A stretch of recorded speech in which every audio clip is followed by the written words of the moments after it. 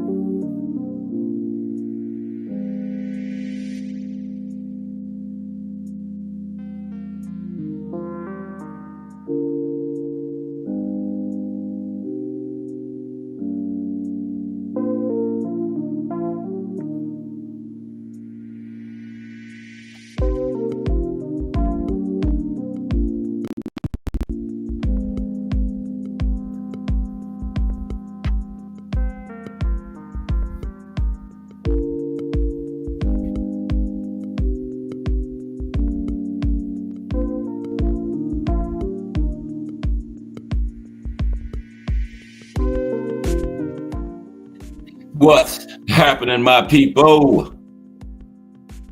It's Cast Sports again, back for another afternoon with the family. That's right. You know what time it is. If it's Monday through Friday, 2 p.m., it's the Box Story, bringing you all that boxing history. Boxing is the greatest sport of them all. That's why we love it. Can't get enough of it. Miss Cass, Mike Mazik. Salute to everyone, and welcome to another episode of Cass Sports, the Box Historian. Today, the first world champion in each weight division has the family today. It's Monday, back at the beginning of another big week of boxing history. We're going to list from every division the first ever world champion and talk a little about them. And then we're going to have some of the longest title reigns in some of these divisions, okay? First champion in every division ever, and some of the longest title reigns in these divisions. But as everybody, today is Monday, big week of boxing history ahead of us. Okay, the highlights of boxing history today to start the show out is going to be 16 of the best Asian boxers of all time. And then at the end of the show, we're going to do a little history on boxing in Asia. But to start it out, we got 16 of the best Asian boxers of all time. Normally do 10, but since we do on an entire continent, a few different countries, we're going to talk about 16 of them, okay, today. So highlights of boxing history, 16 of the best Asian boxers of all time.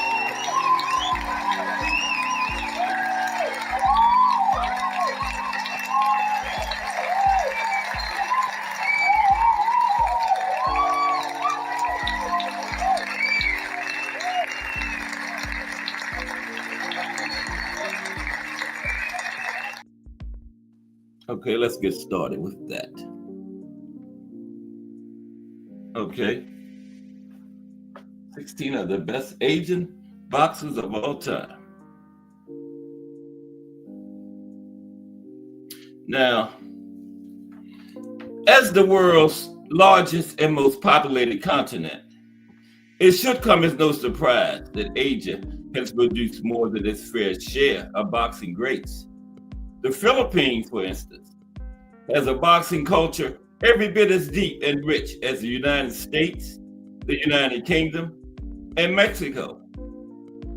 Some of boxing's most iconic and longest-serving world champions have hailed from Asia, and the region continues to shape the current landscape of the sport of boxing. Now, naturally, it's the lighter weight classes where Asian fighters dominate, where speed and technique reign supreme. Okay, so let's get started with the list. Okay, starting out, Hiroki Ioka.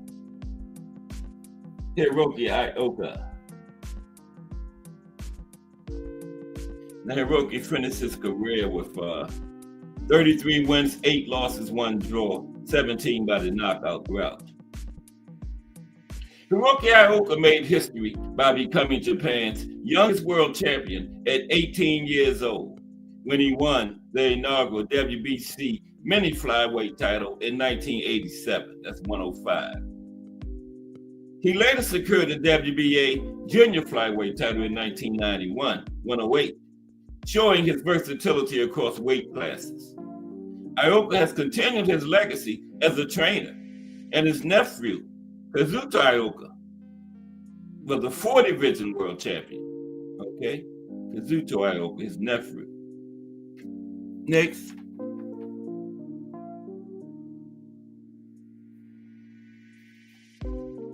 Virafol Sahaprom. Okay.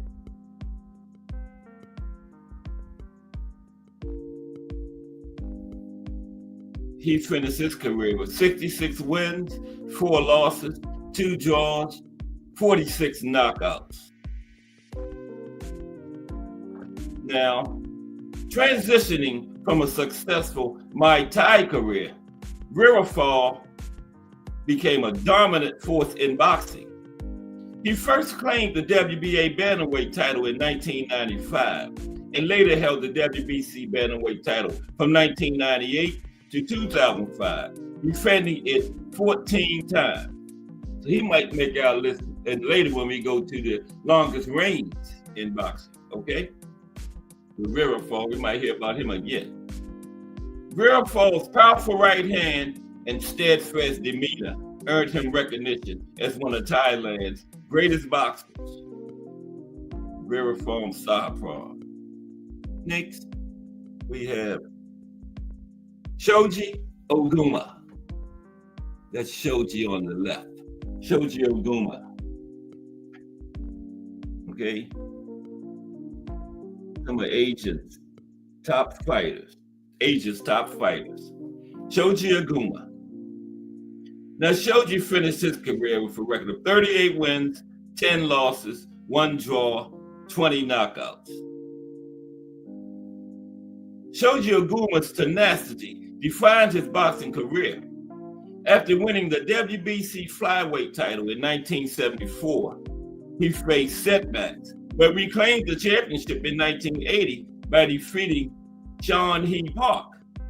Oguma's perseverance and southpaw style contributed to his reputation as a formidable competitor in the flyweight division. Shoji Oguma. These are some of the top Asian boxers ever. Elias Pikal. Mike Rim in the building. What's up, Mike? Highlights of boxing history. 16 of Asia's greatest boxers ever. Okay. We're at number 13. Elias Pikal.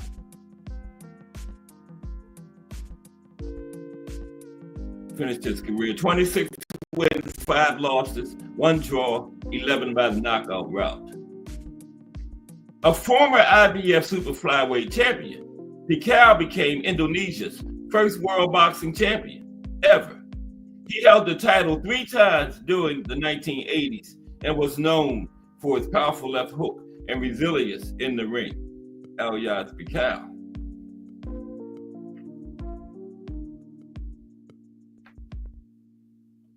Ya Mayung Woo.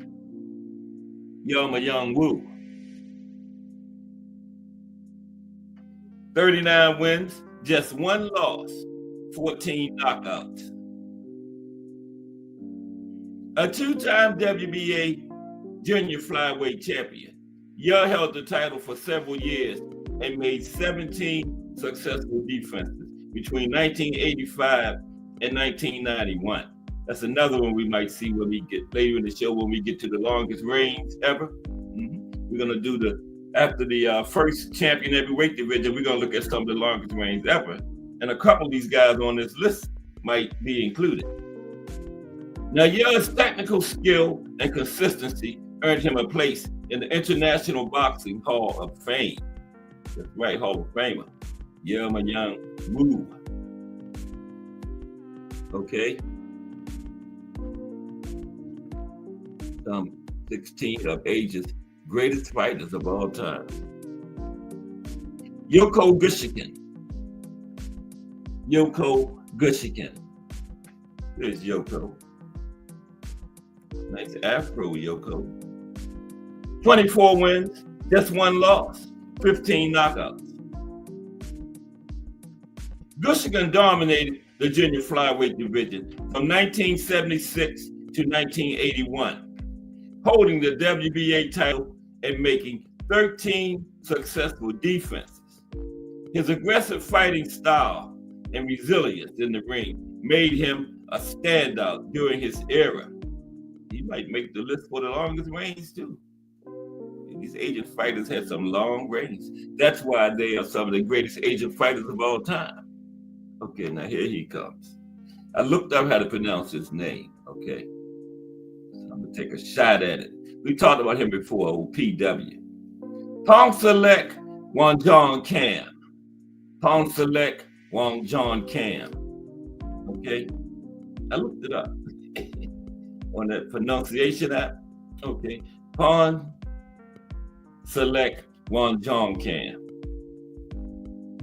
Finished his career 91 wins, 5 losses, 2 draws, 47 knockouts. 91 wins, 5 losses, 2 draws, 47 knockouts. One of Thailand's greatest boxers is also one of the best flyweights in history. Wongjong Cam turned professional in 1994 and first became WBC world champion in March 2001 when he stopped Malcolm Tunasio in the first round. Over a 6-year spell, the Thai fighter successfully defended the title 17 times against 16 opponents, which remains a flyweight record. After losing his title to Daisuke Naito in July 2007 and falling short by drawing in the rematch in March 2008, Wongjong Cam became a two-time champion in October 2010 with a points win over Suryan Kaikanha, defending the title of Furza 3 times. So 20 title defenses altogether in 2 reigns. Panjan Kam concluded his career with 4 successive victories before retiring in 2018 with his status as one of Thailand's finest fighters ever secured. Okay? Down to number 9. The great Nonito Donaire. Terrell Cameron. What's up, Terrell? How are you today? We're in the highlights of boxing history. We got 16 of the greatest Asian fighters ever. But salute Terrell Cameron in the building. Good to see you today, Terrell. Appreciate you stopping by. 1000%. Okay. All right. Nonito Donaire. I believe Nonito is 42-8, 28 knockouts currently, but still active, I guess. Haven't fought in a while, but I haven't heard anything about him retiring. So Nonito Donaire. Perhaps unfairly caught in Manny Pacquiao's shadow, Donaire is a great champion in his own right, and the Filipino Flash has created his share of boxing history. Donaire is a 4-weight world champion, collecting belts at flyweight, bantamweight, super bantamweight, and featherweight, and winning world titles in 3 different decades, 2000s, 2010s, 2020s. Donaire became only the 6th boxer to achieve that feat after Evander Holyfield, Eric Morales, Bernard Hopkins, Manny Pacquiao, and Floyd Mayweather Jr. Nonito Donaire, okay?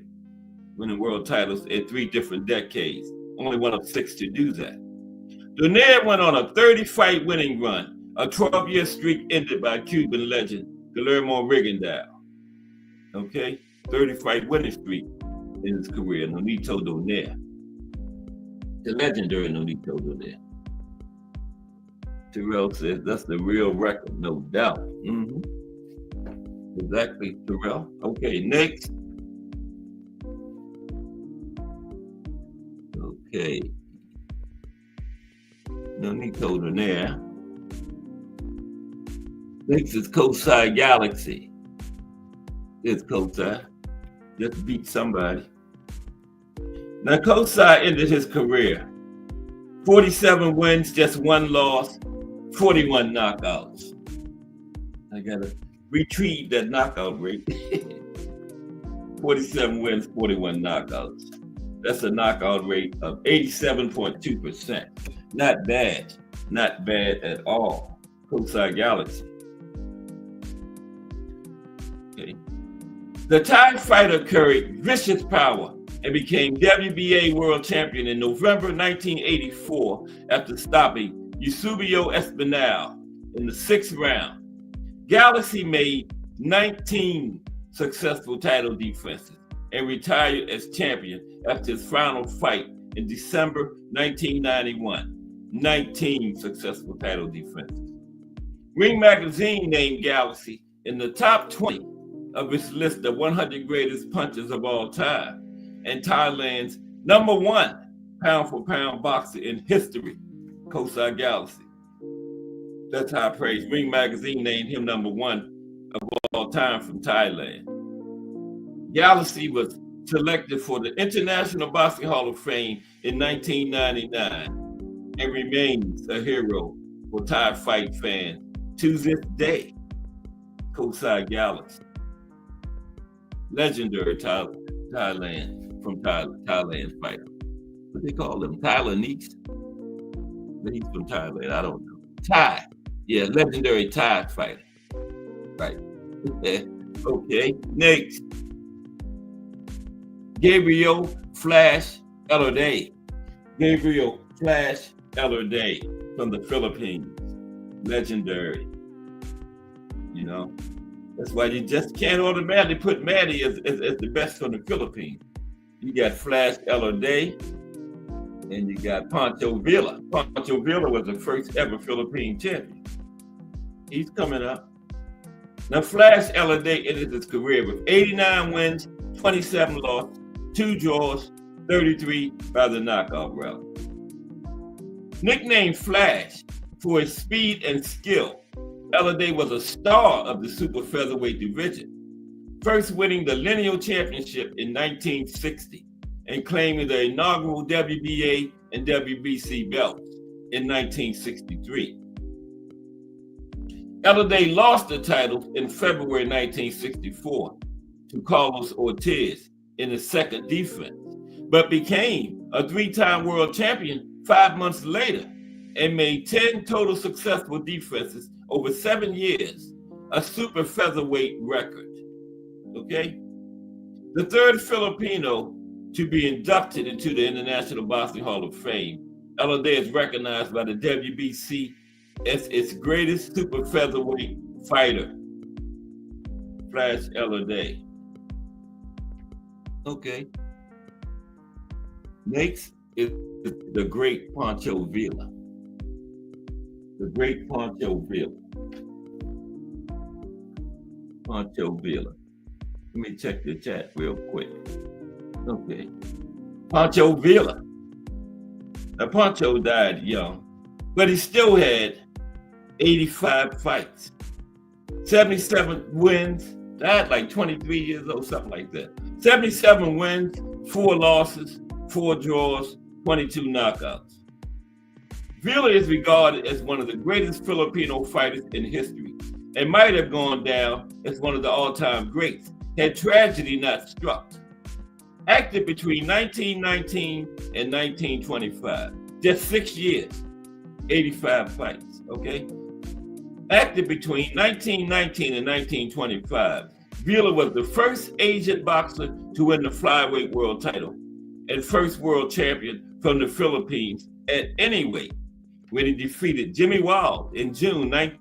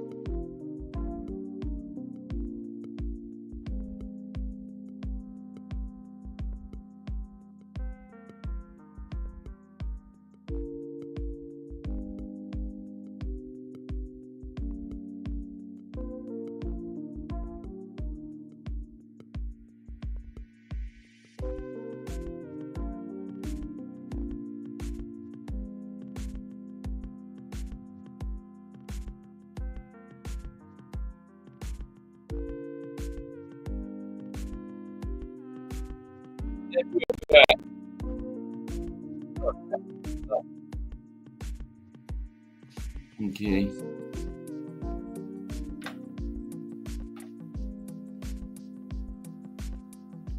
Okay. We're back. Yes. Everything was going well too. Let's see. Where was I? Sorry about that. Yeah, it looked like everybody stayed though. Little Wi-Fi problem right there. Okay. Seferino Garcia, right? That's Pancho Villa. Yeah, Seferino Garcia was next. Miss Cassie, give me a thumbs up if you're still in here. If you can hear me, please.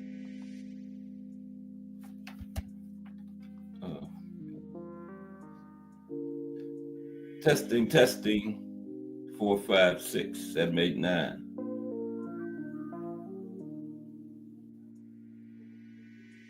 Oh, boy.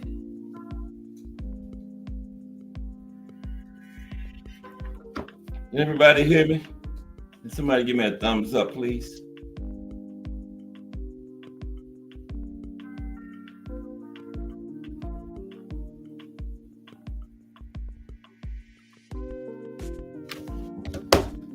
Oh, excuse me for 1 second.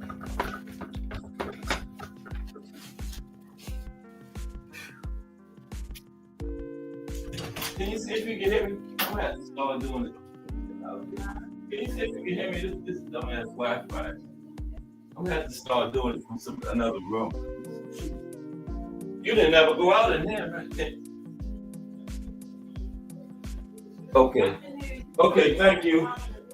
Thank you.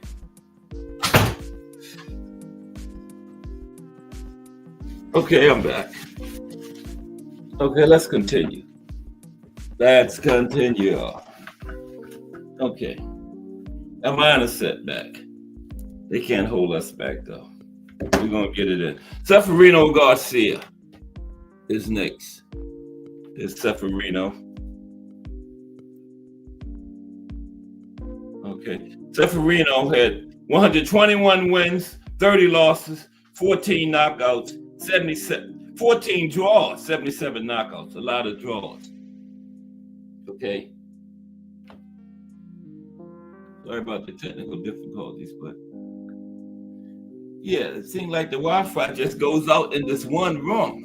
So I'm gonna just move somewhere else from now on when I do the show. But while the majority of Asian boxing greats operated in the lighter divisions, Garcia was something of an outlier in that he made his mark firstly at welterweight and more prominently at middleweight. Garcia's career spanned 12 years, from 1933 to 1945, and encompassed a whopping 165 fights. His 121 wins are the most by a Filipino boxer in history, and he's the only fighter from the Philippines to win a world title at middleweight. Okay, I think Manny went as far as, I think Manny had a catchweight fight around 150 one time. Now, Garcia is also credited with inventing the bolo punch, a shot that combines a hook and uppercut, which was later adopted by such greats as Sugar Ray Leonard and Roy Jones Jr. Garcia was also the first Filipino fighter to be inducted into the International Boxing Hall of Fame. Seferino Garcia, winding down now, where we get ready to get to the first ever champion in each weight division. The Fighting Geraldo. Okay. Masahiko Geraldo, also known as the Fighting Geraldo. That's Masahito on the left, on the left hand. Trying to look like he's trying to get a liver punch or something in there. But anyway, Masahiko Fighting Geraldo finished his career 55 wins, 7 losses, 22 knockouts. Now, Geraldo's professional boxing career took place neatly between 1960 and 1970, during which he became a 2-weight world champion at flyweight and bantamweight. The Japanese fighter earned his first world title in October 1962 in his 28th fight, knocking out Pong Kingpech in the 11th of 15 scheduled rounds. He would lose the rematch 3 months later.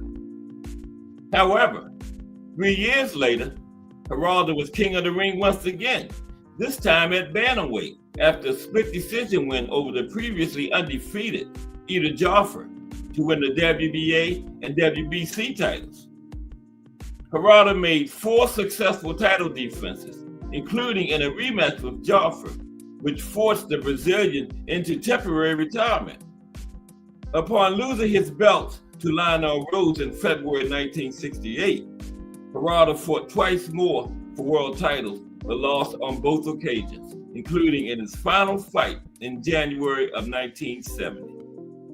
Inducted into the International Boxing Hall of Fame in 1995, Geraldo currently serves as the president of the Japanese Boxing Federation as of 2023.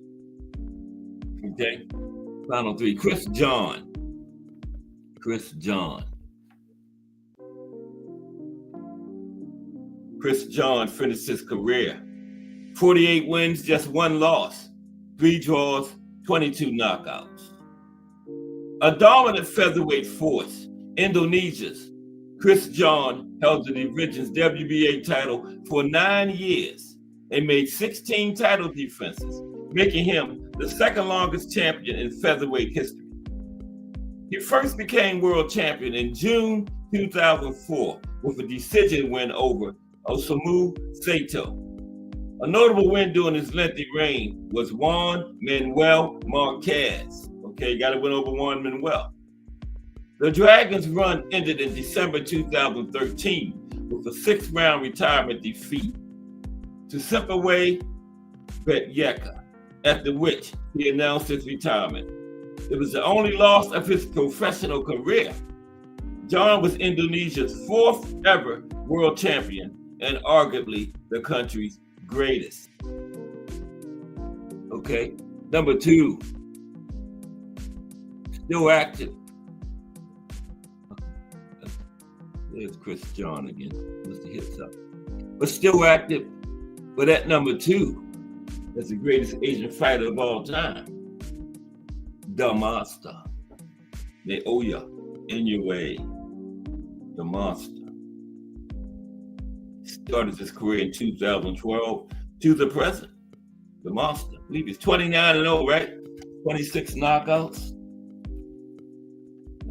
30. But a great knockout rate, right up there around 89.6%, right up around 90%. The Monster.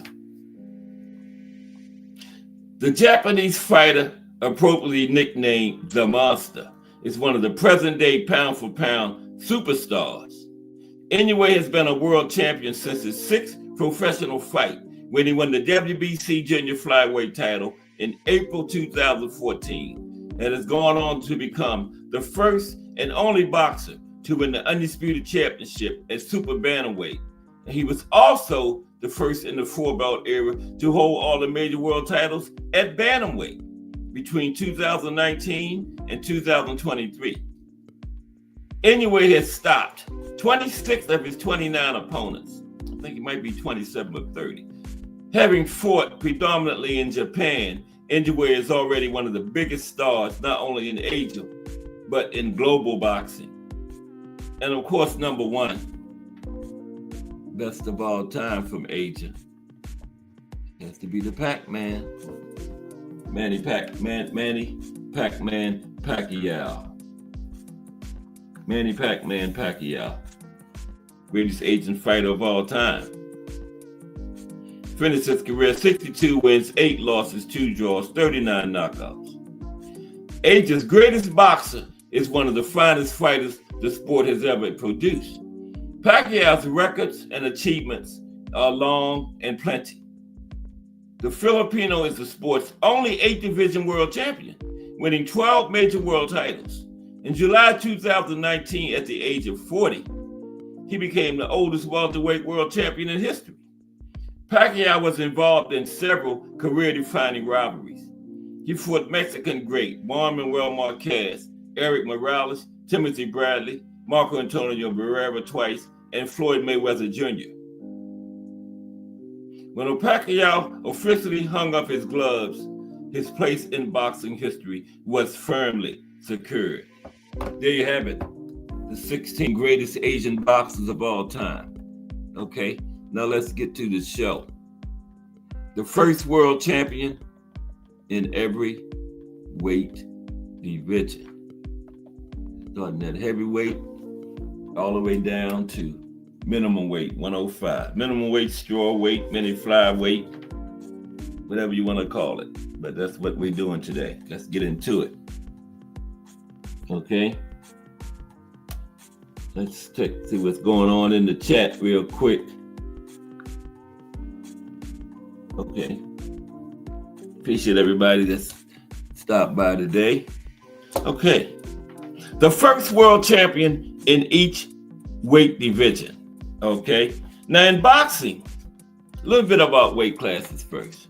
Now in boxing, a weight class is a measurement weight range for boxers. Now in the early 19th century, there were no standard weight classes. In 1823, the Dictionary of the Vulgar Tongue said the limit for a lightweight was 168 pounds, while Sportsman's Slang the same year gave 154 pounds as the limit. Now, the only other weight class at that time was heavyweight, which of course was unlimited. Now, size mismatches were dangerous for the smaller boxer and unsatisfying for the spectators. So national and world titles could only become recognized if standard weight classes were agreed upon. Now, important sets of weight classes were those specified in 1909 by the National Sporting Club of London, and those continued in the 1920 Walker Law, which established the New York State Athletic Commission. Now, the glamour divisions. Boxing has its own original 8 weight divisions, also known as the traditional, classic, or glamour divisions. These divisions are the most prominent and widely recognized weight divisions in boxing. Okay? Then we have the tweener divisions. The tweener divisions, mostly recognized with either a super, light, or junior in front of their names, took many years to be fully recognized as legitimate weight classes. Now, currently, there are a total of 17 weight divisions in boxing. These divisions had their current names established by the major boxing sanctioning bodies in 2015. Okay, so let's get started. At heavyweight, first world champion in every division. Heavyweight, John L. Sullivan, known simply as John L. among his admirers and dubbed the Boston Strong Boy by the press, was an American heavyweight from Boston, Massachusetts. He is recognized as the first heavyweight champion of glove boxing, de facto reigning from February 7th, 1882 to September 7th, 1892. He is also generally recognized as the last heavyweight champion of bare knuckles boxing under the London prize ring rules, being a cultural icon of the late 19th century in America, arguably the first boxing superstar and one of the world's highest paid athletes of his era. Sullivan became the first ever heavyweight champion on February 7th, 1882, when he defeated Paddy Ryan in Mississippi City, Mississippi. This victory marked the beginning of his reign as the first bare knuckles heavyweight champion, and this marked the beginning of the ending of his reign as the first bare knuckles champion and the first gloved heavyweight champion under London prize ring rules. His reign lasted until 1892, when he lost to Tim Corbett. Okay? John L. Sullivan, first heavyweight champion. Cruiserweight. First ever cruiserweight champion, 200 is the weight limit. It's Marvin Camel on the left there. Okay, Marvin Camel competed from 1974 to 1990. He was the first cruiserweight world champion, having held the WBC title in 1980 and the IBF title from 1983 to 1984. Also being the first IBF champion. He is from Ronan, Montana. Camel became the inaugural cruiserweight champion in 1980. After fighting Mike Parlow to a draw, Camel won the rematch by a 15-round unanimous decision. And that's what made him the first cruiserweight champion in history. We go to light heavyweight to look at the first ever light heavyweight champion. Jack Root was an American boxer born in Forhelst, Czech Republic. Now, Root was the first ever world light heavyweight champion, as well as a challenger for the world heavyweight title. He fought out of Chicago, Illinois. He was selected into the International Boxing Hall of Fame in 2011. Now, Root became champion in 1903 when he defeated Kid McCoy. The fight was billed as the inaugural light heavyweight title fight. Root was later defeated by George Gardner, who is considered the first undisputed light heavyweight champion. Now, there are records that suggest Joe Chomsky may have been the first light heavyweight champion, although Chomsky never accepted the title. So officially, Jack Root is the first light heavyweight champion in history. Okay? So we go to super middleweight. Super middleweight.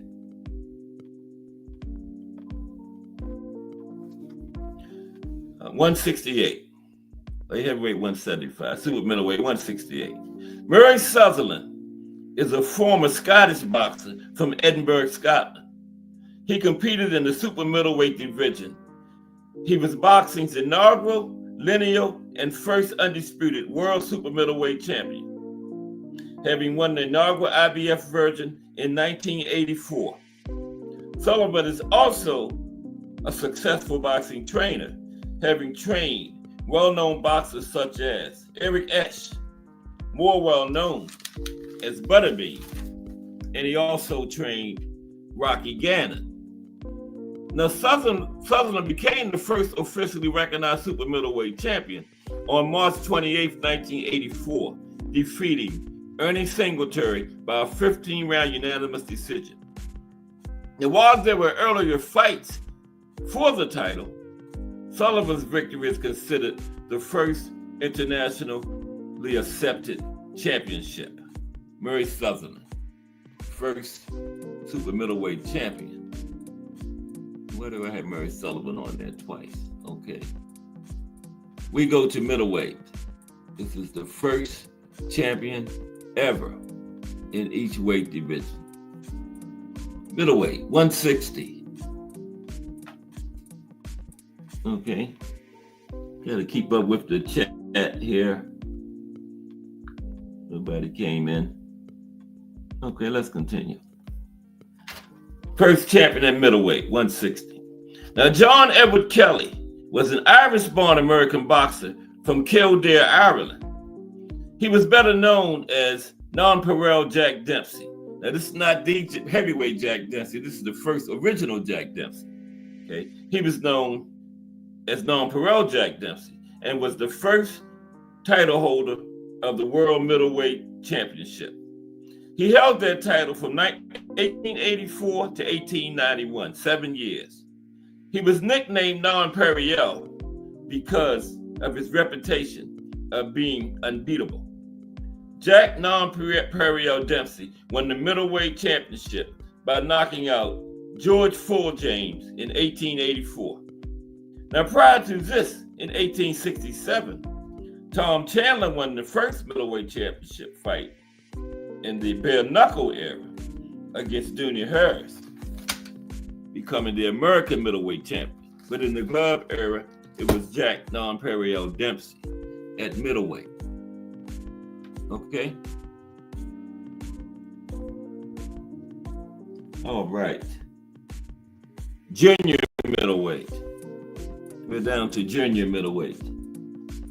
Looking at the first champion in each weight division. For junior middleweight, Denny Moyer was an American professional boxer from Portland, Oregon. That's Denny on the right. He held the world junior middleweight title between 1962 and 1963. He finished his career with 98 wins, 38 losses, 4 draws. Moyer was the first recognized junior middleweight champion in boxing. He won the title in 1962 by defeating Joey Giambra on points. This title fight officially established the 154-pound weight class. Moyer's victory is widely considered the inaugural championship of the division. After one successful defense, Moyer lost the title in 1963 to Ralph Dupas on points. Denny Moyer, first junior middleweight champion. Okay, bear with me for 1 second, please. One memento. Count backwards from 5. We'll be back. We're looking at the first world champion in each weight class today. And then we're going to look at some of the longest reigning champions in these weight classes, okay? We're down to welterweight, okay? So let's see who the first ever world champion at welterweight was. No, it wasn't Sugar Ray Robinson. Somebody won the title way before Sugar Ray. Okay, welterweight, 147. Considered the first welterweight champion, Paddy Duffy, like John L. Sullivan, was an Irish American from Boston, Massachusetts. His first title at age 19 was a knockout victory over Skin Doherty in 1884. Duffy won his first 4 fights before fighting 3 draws with Paddy Sullivan. After one loss in a fight with Jack C. McGee, Duffy never lost again in his career. He fought in Baltimore, Washington, and Philadelphia in 1886 and 1887 before returning to Boston, where he entered a 4-fight series with Jack McGinty. Their first 2 fights ended in draws. Duffy won a 6-round decision in the 3rd fight and solidified his reputation by knocking out McGinty in the 9th round of the 4th fight. At that point, Duffy sported a record of 21 wins and 1 loss.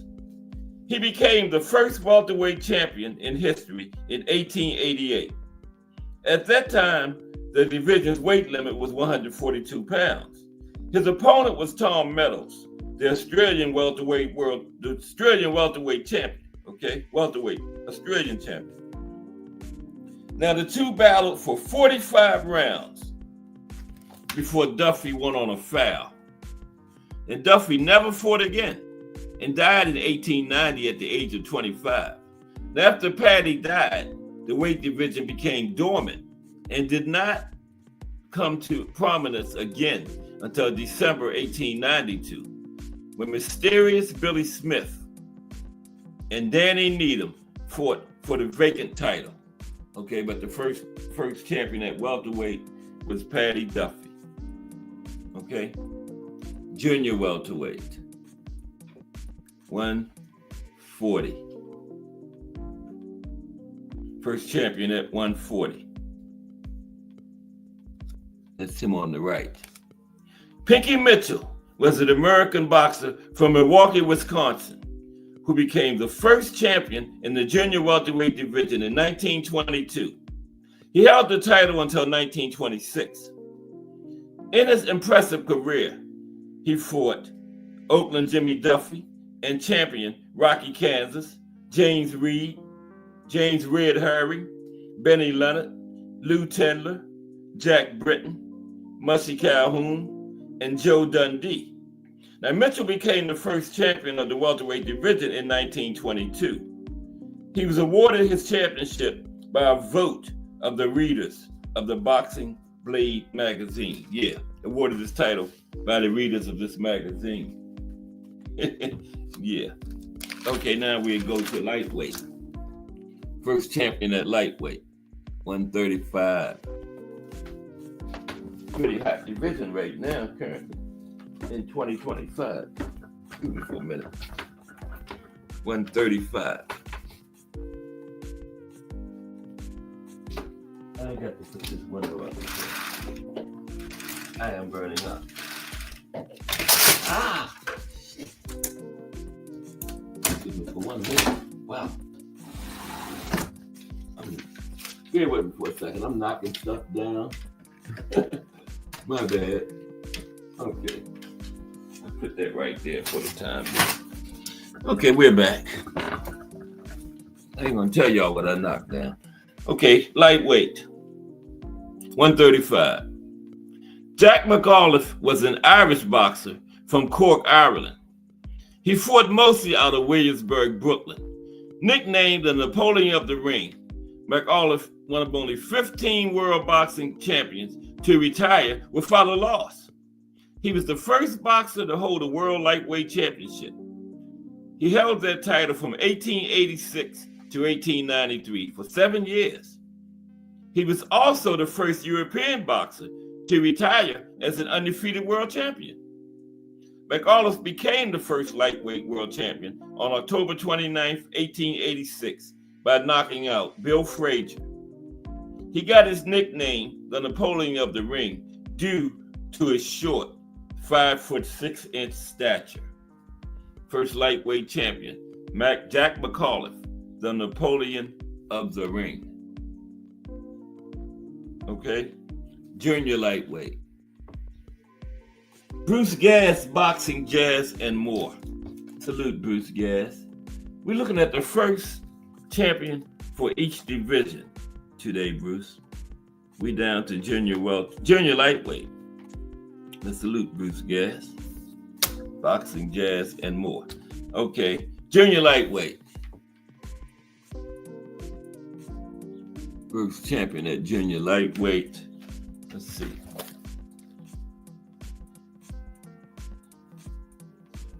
Okay, yeah, that's right.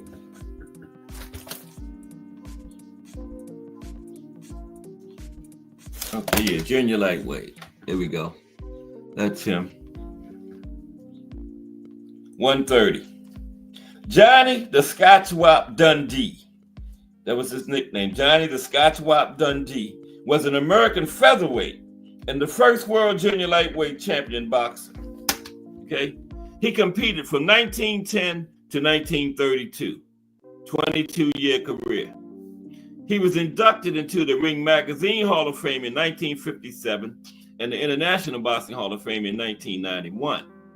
Dundee is credited with creating the 130-pound weight class and claiming the inaugural championship on November 18, 1921, defeating George Cheney by 5th round disqualification.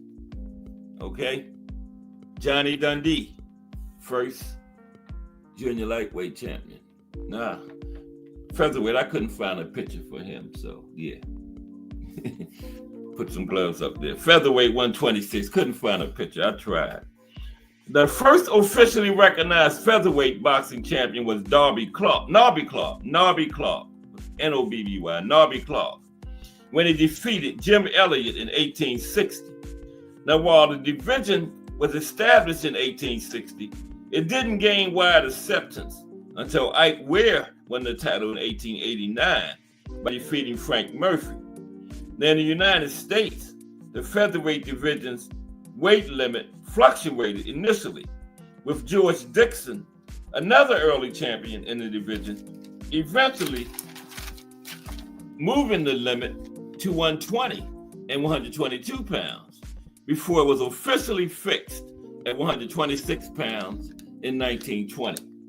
But Nobby Clark was officially the first champion in the division, featherweight, which is now 126, but it was all over the place back then. When Nobby won it, I think it was like 120. Yeah, let me make sure. Yeah, I think it was 120 when Nobby Clark won it. He was the first champion. Okay. Junior featherweight, which is 122 now. That was featherweight when the first champion was crowned. Okay. And it's the first champion. Rigoberto Riasco, also known as Little Poison, was a Panamanian boxing champion from Panama City, Panama, who competed from 1968 to 1982. He was a lineal and WBC super bantamweight champion in 1976. Riasco defeated such boxers as Dong Kayang Yam, Leonel Hernandez, Rafael Ortega, Lorenz Nakayama, Luis Avila, Santos Luis Rivera, Seiji Flipper Uehara, and Sanjo Takamori.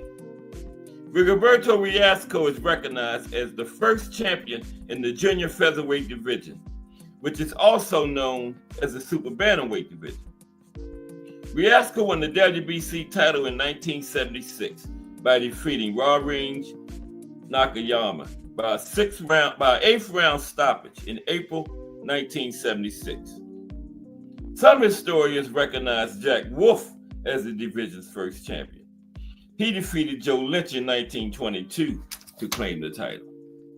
Now, while that fight gave the division some initial recognition, it fell into disuse and wasn't revived until the 1970s. That's why the official champion is recognized as Rigoberto Riasco, because the division was in disuse for a long time, from the 20s all the way up to the 70s, okay? Bantamweight, 118. Talking about the first champion in each weight division. We're down to bantamweight, 118. That's George Dixon. George Dixon was a Canadian professional boxer from Nova Scotia, Canada. After winning the bantamweight title in 1890, he became the first ever Black athlete to win a world championship in any sport. He was also the first Canadian-born boxing champion. Now, Ring Magazine founder Ned Fleischer ranked Dixon as the #1 featherweight of all time. Yeah, that's how it plays, because Ned Fleischer have seen a lot of boxing. You know, he started Ring Magazine in 2022. He was also at the Phantom Punch fight between Sonny Liston and Muhammad Ali. Bruce Gadd's father was also there too. Bruce Gadd's father, I know he saw a lot of boxing too. Yeah. But him and Ned Fleischer was in the house. Yeah. Okay. Now, George Dixon was inducted into Canada's Hall of Fame in 1955, the Ring Magazine Hall of Fame in 1956, and the big one, the International Boxing Hall of Fame, as a first-class inductee in 1990. That was the inaugural year when it started. In 2018, Dixon was named one of the greatest 15 athletes in Nova Scotia's history, ranking 6th. The first ever world bantamweight champion in boxing is considered to be George Dixon, right? And while he is credited with being the first bantamweight champion, he is primarily known for being the first Black world champion in boxing, as well as winning a title in the featherweight division also. And Dixon won the inaugural bantamweight title on June 27, 1890, with a referee's technical decision stoppage of Nuke Wallace. George Dixon, first bantamweight champion, okay? Now we have and after this, we're going to have some of the longest reigning champions in these divisions. Some of the longest reigning champions ever in these divisions. But after bantamweight is junior bantamweight, 115. Junior bantamweight super flyweight. I always like to call them junior, but they say it goes by the sanctioning body. That's what, so different sanctioning bodies have different. But junior bantamweight, 115, okay? That's what we're talking about. The first champion at 115. Now this is like up in the 70s, okay? Rafael Orono is from Cumana, Venezuela. His boxing career began early at age 11, not professionally now. After a decorated amateur career, he turned pro in 1979. In 1980, the World Boxing Council, WBC, created a new division, super flyweight, also known as junior bantamweight. And in a tournament held to crown an inaugural champion, Orono emerged victorious.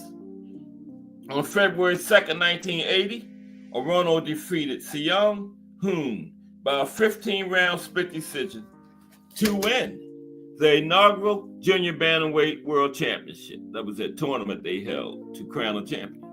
Okay? WBC created it, I think, 1979, and they held that tournament for the first champion in 1980. Okay? Down to flyweight, 112. 112. Okay. Cash Sports. I haven't weighed 112 since I was like 10 years old. Okay. 112. Sid Smith. That's Sid on the left.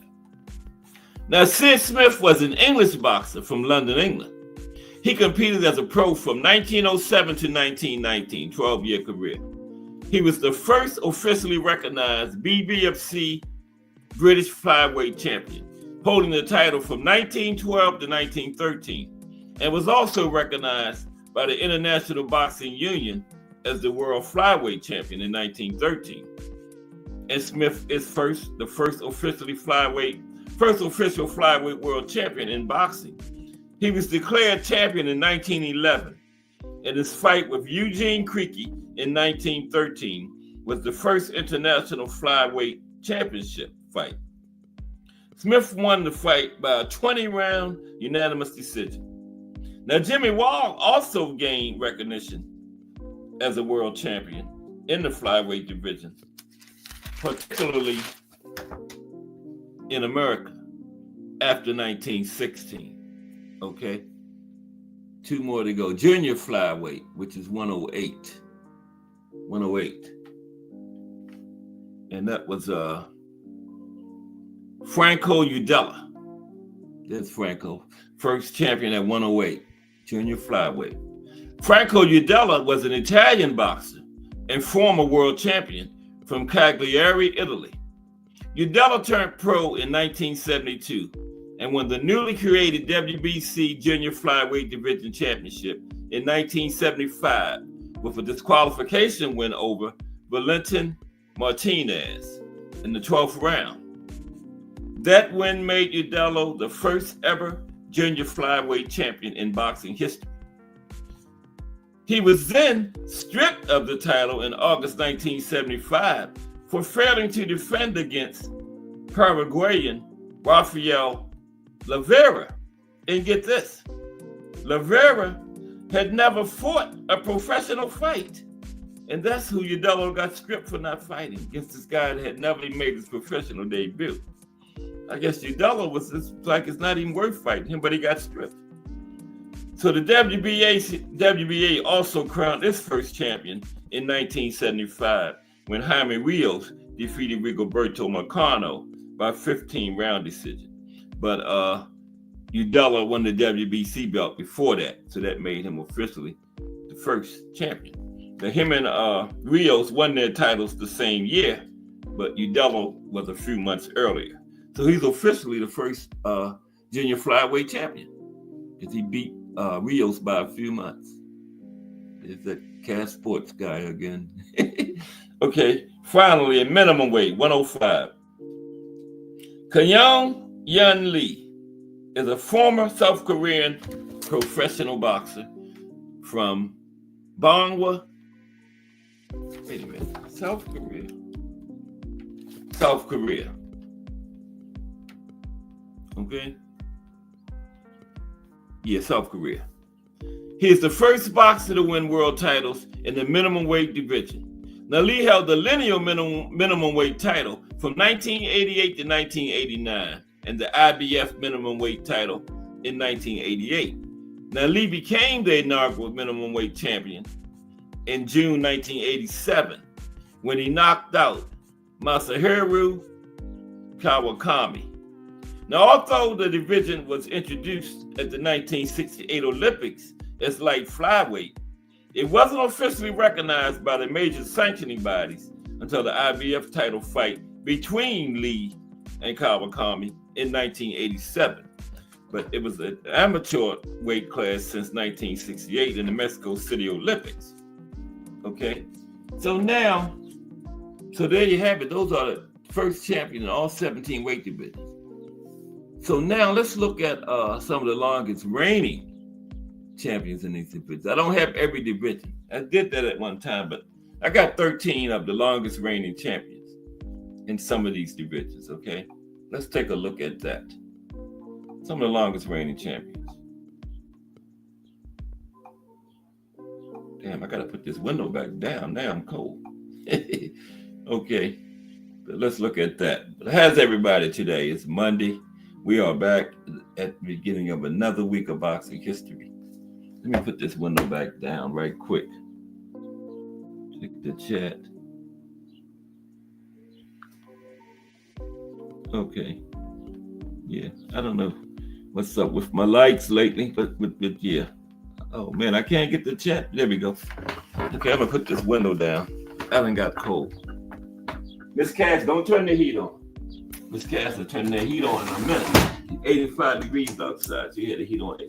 Excuse me for a minute. 2 minutes.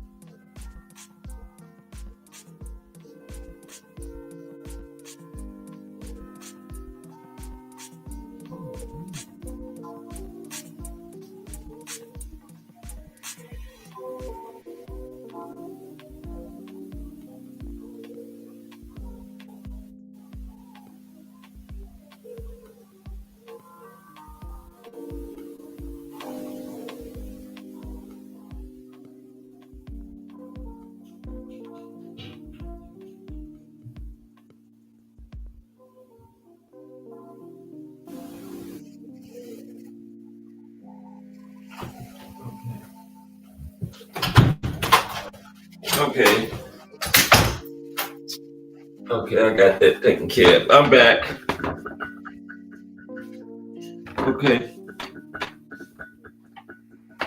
Okay, sorry about that. Let's look at some of the longest reigning champions in these divisions, okay? No, nobody left. Appreciate y'all. Okay, we're gonna look at some of the longest reigning champions in these divisions now. Okay. All right. And we looked at the first champion in these divisions, so let's look at some of the longest reigning champions in some of these divisions. Now, in the contemporary era of boxing, where 4 prominent governing bodies, the WBC, WBA, IBF, WBO, hold sway, it's not uncommon for even dedicated boxing enthusiasts to find themselves bewildered. Now, certain legendary boxers like Floyd Mayweather Jr. achieved unbeaten records by maneuvering across weight divisions to claim additional titles, leaving lower weight divisions behind.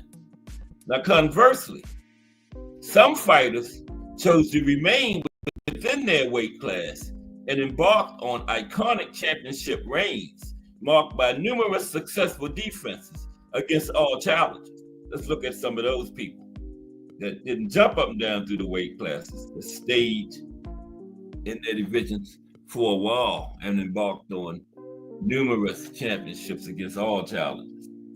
King Carlos Monzon, yeah, told you about his reign. 7 years. King Carlos reigned for 7 years. Okay. The Argentine superstar captured the WBA and WBO titles in 1970 by defeating Nino Benvenuti in a stunning 12th round knockout. Monzon was known for his iron chin, relentless pressure, and devastating right hand, which allowed him to successfully defend his title 14 times against elite opponents such as Emil Griffith, Rodrigo Valdez, and Benny Briscoe. Big names back then in the early 70s. Bruce Gass will tell you. Now, Monzon's ability to control the pace of fights and neutralize his opponents with precision counterpunching made him nearly unstoppable during his reign. 7 years, 14 title defenses. King Carlos. Okay? Jack Dempsey had a long one. Jack Dempsey had 7 years, 7-year reign at heavyweight. Okay? The Manasseh Mauler, that Jack Dempsey, bad man. Now, Dempsey was known for his aggression and knockout power.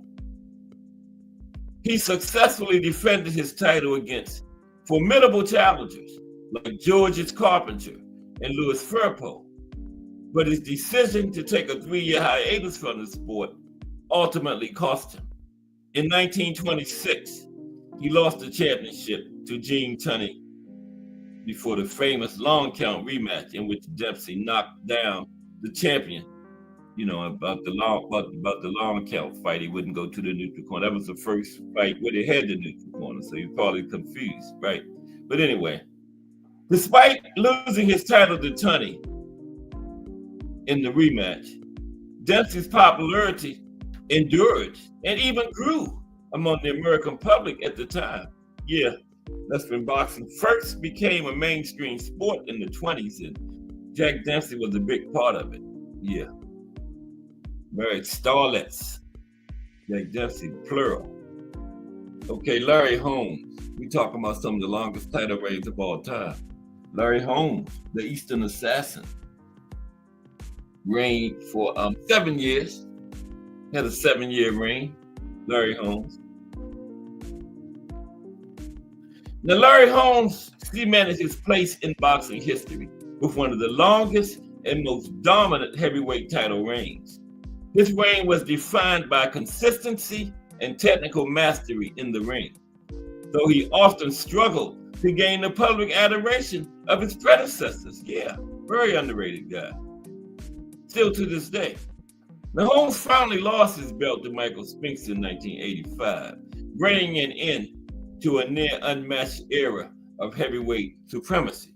7-year reign, I think he had like 20 defenses. And I still don't think he lost either of those fights to Michael Spinks, right? Especially the way they was judging back then. You had to take a champion's belt, you know? I think they were both split decisions. And no, man, you lose your belt like that after 20 defenses and a 7-year reign. But yeah, they took Larry's 7 years, 20-year reign. Still don't get the credit he deserved. Omar Narvaez, okay? Omar had a 7-year reign also. Yeah, Omar had a 7-year reign. There's Omar. Okay? And after this, we're going to talk about some boxing history and age, because remember, we start looking at some the top fighters in certain countries, and then at the end of the show, we're going to continue to highlight the boxing history with a little history of that same country. So a little boxing history of Asia coming up. Yeah, but Narvaez had a 7-year reign. Okay? Now, Omar Narvaez, an Argentine Olympian, etched his name in boxing history by enjoying the longest reign of any flyweight champion, holding the WBO title from 2002 to 2009. Okay? 7 years. Omar Narvaez. Narvaez eventually made a move up to the super flyweight division, where he continued to find success by securing the WBO title. However, his reign was interrupted by a formidable opponent, the Japanese superstar Naoya Inoue, who emerged victorious with a devastating knockout. Yeah, he lost to the monster. Mm-hmm.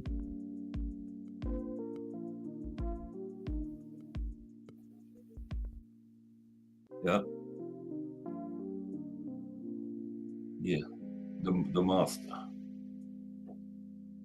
But he had a nice long reign. Ricardo Lopez. Ricardo Lopez. On the left. That's one of my favorites there, Ricardo. Okay. He had a 8-year reign as champion at 105. Ricardo Lopez. Now, Lopez's impressive reign as a WBC a minimum weight champion from 1990 to 1998 saw him successfully defend his title against a record-breaking 21 opponents. He stands as one of the rare boxing champions to retire with an undefeated record. That's one draw. And to think about Ricardo, remember I told you, he never lost as an amateur either. He's never lost a fight in his life. Now, Lopez's remarkable tally of 51 wins and no defeat has drawn comparisons to Floyd Mayweather Jr. Despite competing in a division that may not have the same level of glamour and attention as some of the higher weight classes, his record stands among the greatest in boxing history, no doubt. 51-0. Darius Michael-Zewski, we talking about some of the longest reigns. We looked at all the champions in the first champion in each division. Now some of the longest reigns. Darius Michael-Zewski reigned for 9 years. He had a 9-year reign. Darius Michael-Zewski, 9 consecutive years as champion. Okay, that's very impressive.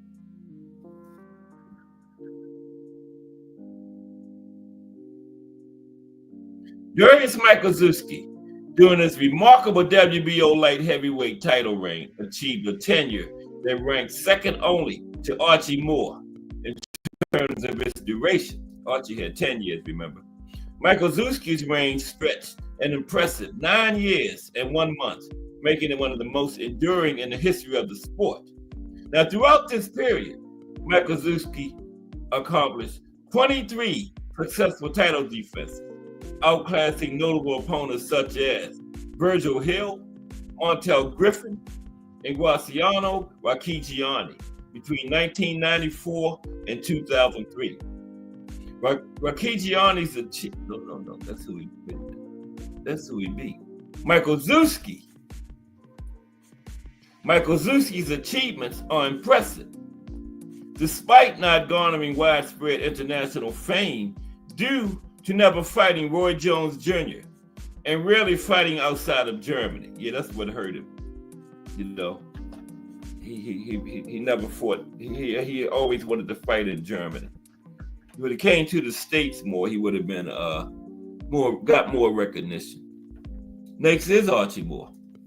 Archie had a 10-year reign, remember? We talked about that many times. Yeah, Archie reigned for 10 years at light heavyweight. Because remember, it took Archie 16 years to get a title shot. He turned pro at 23. He didn't get his first title shot till he was 39. So when Archie got it, he held on to it for 10 years because Archie was like, I might never get another title shot. 39, 16 more years, he'll be almost 60. So Archie said, no, I'm going to hold it for 10 years. Archie Moore.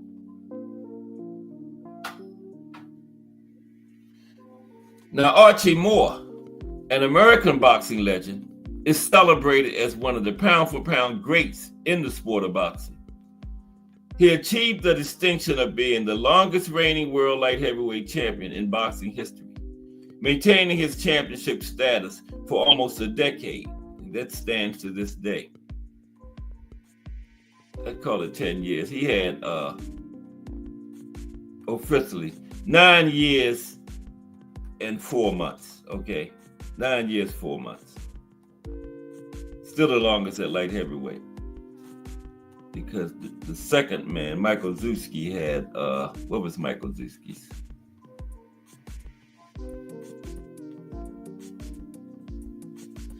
Michael-Zewski had 9 years and 1 month. He missed second place by 3 months. He's in second place by 3 months. Okay. Archie Moore. Back to Archie. He wasn't finished.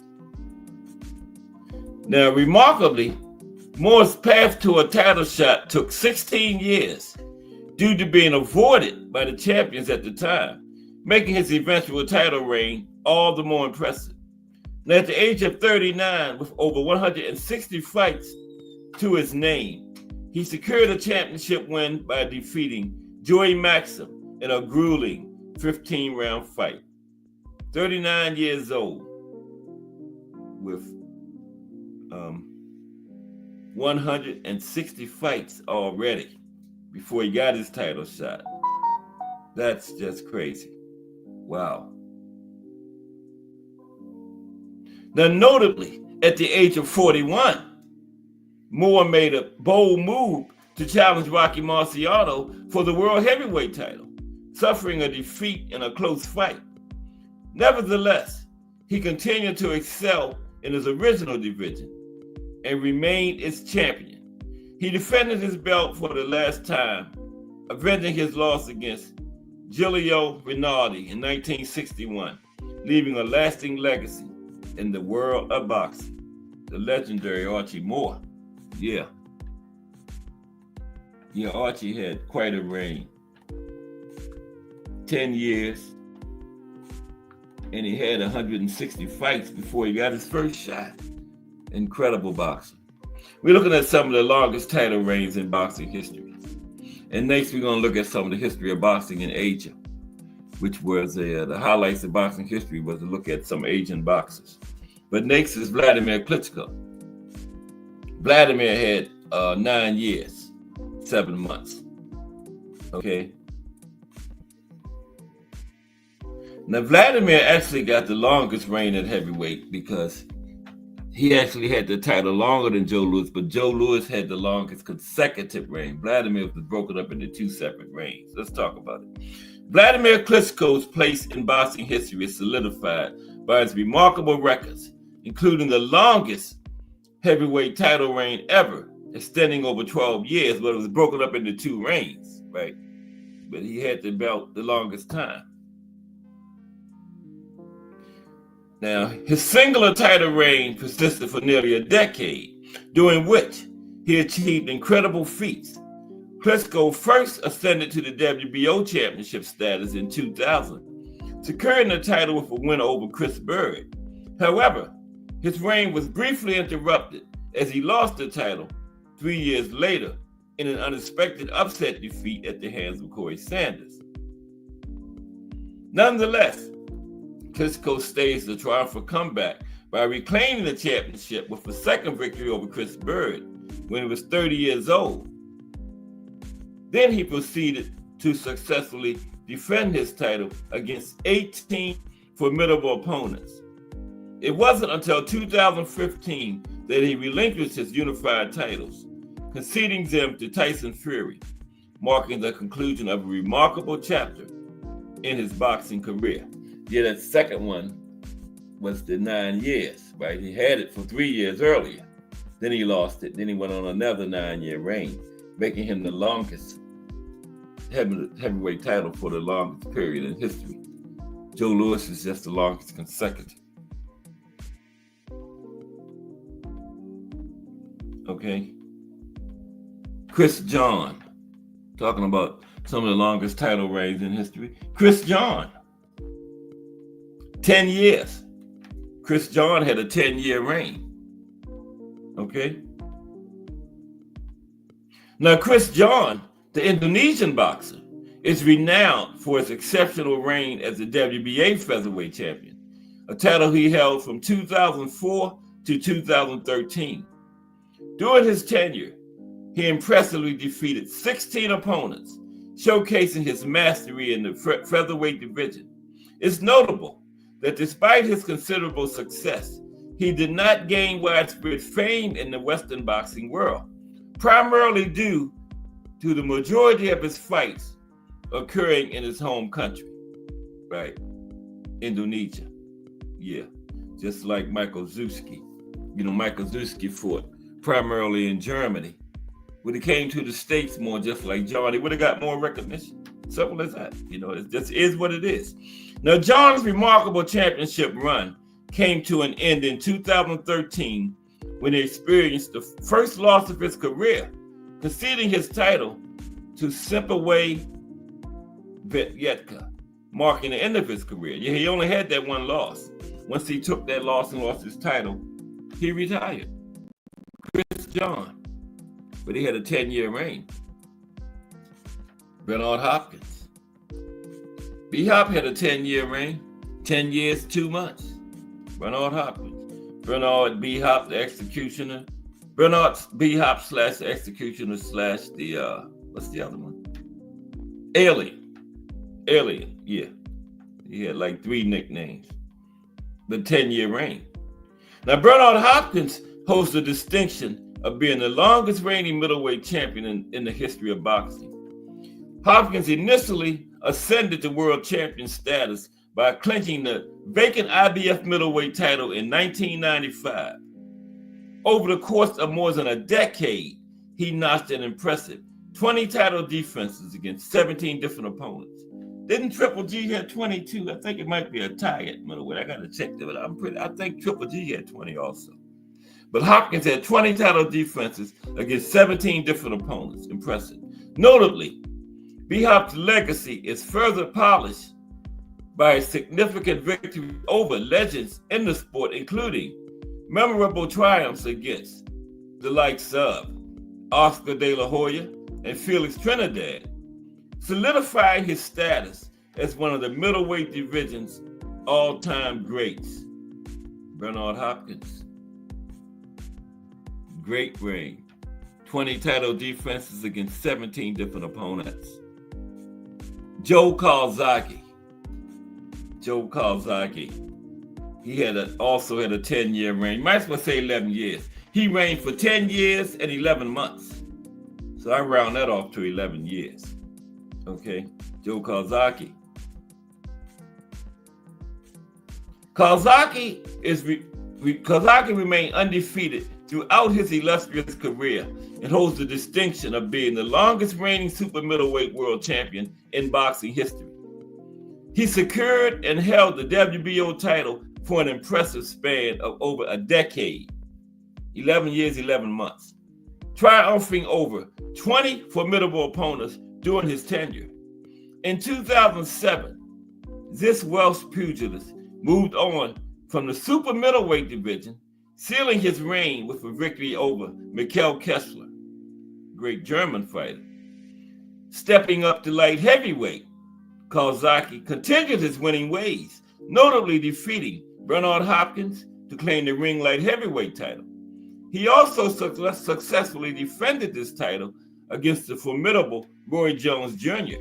before deciding to hang up his gloves in 2008, marking the end of a remarkable career. Now, I don't know how formidable Roy Jones was then, but Calzaghe still beat him.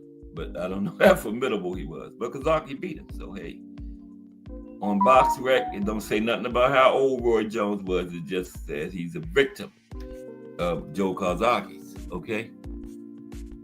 Johnny Kilbane. 11 years. Johnny had an 11-year reign. Johnny Kilbane. Okay. 11 years and 3 months. Johnny Kilbane. Johnny Kilbane, an American featherweight boxer, achieved a remarkable feat by reigning as the world featherweight champion from 1912 to 1923, establishing the longest ever tenure in the division's history. In 1912, Kilbane captured the featherweight title in a grueling 20-round fight against Abe Attell. Notably, the boxing regulations of the early 20th century led to several no decisions during his title reign, where only a knockout or disqualification could result in his defeat. Now, while Kilbane faced some setbacks during his historic championship run, including a third-round technical knockout against Benny Leonard, it's worth noting that these losses occurred outside his weight class, so they didn't count against his title reign because he had moved to different weight classes, underscoring his dominance within the featherweight division.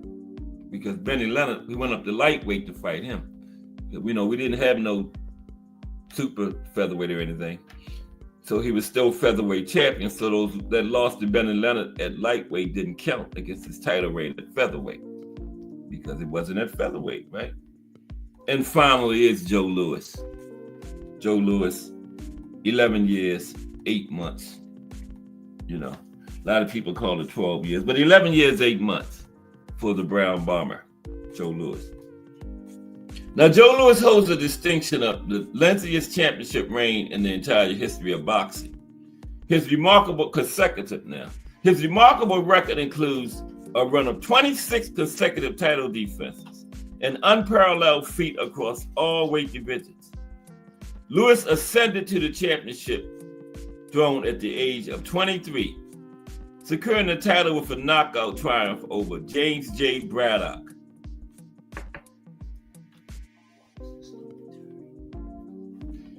Following a 2-year hiatus from the ring, he made a comeback, but suffered his second defeat while attempting to recapture his heavyweight title, contending against Ezra Charles. He should have been out of the ring by then. He only had 3 losses. Only one legitimately to Max Schmeling in 1936, but the other two to Ezra Charles and Rocky Marciano. He shouldn't even been in the ring. And Rocky didn't want to fight him. The only reason Rocky fought him was to make Joe Louis some money because Joe had those IRS problems, and he was Rocky's idol.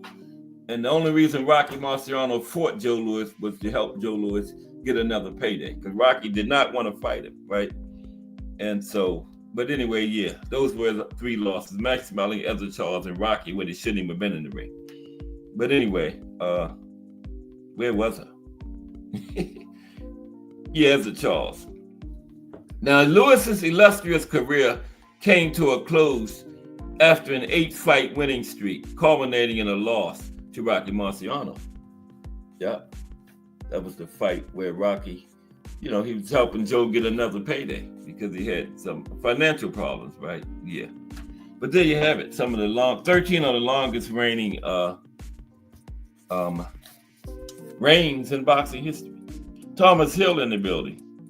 Okay, we're going to look at a little history of boxing in Asia now because we did 10 of the top fighters at the beginning. So let's do that real quick. Okay. Not long, real quick. What's up, T. Hill? In the building? Yeah. Let me see, where is that? Real quick. Boxing Around the World segment. See? Boxing Around the World. Okay. We're not going to go that deep into it. I can't find it. I might just scratch it. Okay. Boxing in Asia. Now, professional boxing was once largely a British-American rivalry, right? Although many other nations had their own self-defense or martial arts sports. In the 20th century, however, boxing under the Queensberry rules became truly international. That's why in 1960s, 2 or 3, the National Boxing Association changed to the International Boxing Association, right? Because boxing was becoming so international. Now, it became so international, this can be traced to 2 factors. Number 1, the globalization of culture in general. And number 2, the advent of satellite technology that allowed major fights to be seen in and transmitted from all parts of the world, right? Now, boxing reached Asia in the early 1900s, and once established, became extremely popular. The first Asian to win a world championship was flyweight Pancho Villa of the Philippines in 1923. And Villa's countryman, Flash Eladay, reigned as world junior flyweight lightweight champion from 1960 through 1967.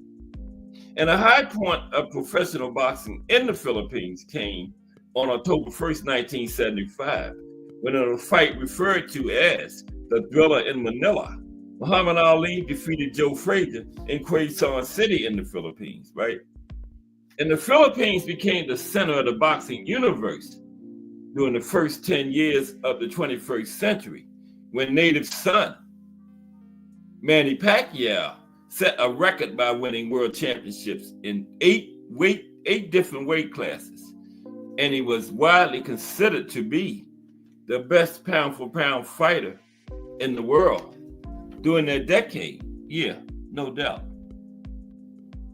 Yeah, Manny was definitely the fighter of the decade during that run of 2000 to 2009.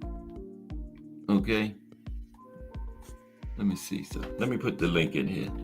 It's what is it? 240. Okay. Hope everybody enjoyed the show today. We was let me see. Wait a minute, I hit the wrong thing. I'm sorry. Invite. I hit present. Okay, there's the copy. Okay. But yeah, next week is fight week for Ryan and Rolly and Devin and Jose Ramirez and Teofimo and Arnold Barboza. Now, we always stress. It depends on which Teofimo shows up to the party, right? Now, if the Teofimo that beat Loma and Josh Taylor shows up, then hey, I don't give Barboza much of a chance. But if the Teofimo that fought like Kambosos, well, who was it, Sandor Martin, when he stood in there talking about, do I still have it? That Teofimo, I give Barboza an excellent chance. But that's next week. But we do have fights this week. I don't have any idea who it is, but yeah. I guess there's some fights this weekend, right? Should be. But yeah, we had some this weekend. I think wasn't Natalia Inferno's little sister in there? What's her name? Gabriella. She's the youngest undisputed champion, by the way. Gabriella is. Yeah. Gabriella Fundora. Undisputed at 112. 5'9", 112 pounder. Just like her brother. What is he, 6'7" at 154? But hey, they get down to those weights on that Friday, then you can go to whatever you want to go to, by Saturday night. So I'm sure she ain't nowhere near no 112 by Saturday night at 5'9". And he ain't nowhere near no 154 by Saturday at 6'7". But those are the rules. I think everybody should have a 10-pound rehydration clause, but like the IBF. Al Booger in the building. What's up, AB? How are you today? Al Booger, you and Thomas Hill report to the principal's office when it is over, because both of y'all are very late. Okay? So 4 o'clock, Al Booger and Thomas Hill go to the principal's office. Damn, man, it's going on 4 o'clock. Oh, jack up. Okay, what was we talking about? The history of boxing in Asia? There's the link in there, though. I'm going to continue this until somebody hits the link, or if somebody hits the link. But yeah, Korean boxing. Now, Korean boxing began with the founding of the boxing organization. Oh, my goodness. I got to put this in there. I meant to put this in there before I started. Now, Thomas Hill, pronounce this. Since you always pronouncing stuff. Pronounce this. Okay, T Hill. Pronounce this. I think I got you this time. Yeah, I got T Hill this time. He can't pronounce this. No way. Now, you might have to tune in tomorrow. It might take me till the beginning of the show tomorrow to get it all in there. Okay. WON. TUGURAKDU.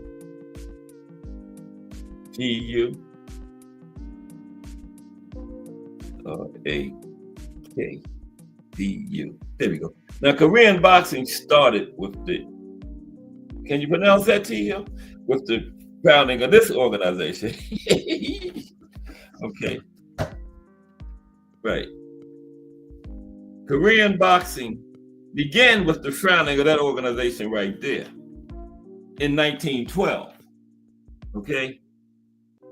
So Korea was still under Japanese rule at that, colonial rule at that time, though, right? Under Japanese colonial rule. However, it was Korean Young Men's Christian Association, the YMCA, that was instrumental in developing and promoting boxing as an amateur sport. Okay? Now, Korean boxing developed rapidly, and soon Korean boxers began to dominate at national boxing contests in Japan. So guess what the Japanese did? Korean boxing was then banned by the Japanese government in the mid-1930s as an activity inimical to Japanese interests. Korean boxers was dominating at all the events, at all the contests in Japan, so the Japanese government banned Korean boxing. After World War II and the expulsion of the Japanese, Korean boxing regained this competitive edge, despite the Korean War and the division of the peninsula. South and North Korean boxers earned 20 Olympic gold medals during the last half of the 20th century. And South Korea saw its first world champion in Kim Kai-soo, who defeated Nino Benvenuti in a WBA junior middleweight title fight in 1966. And since then, the nation has produced 43 world champions since then. Okay? 43 world champions.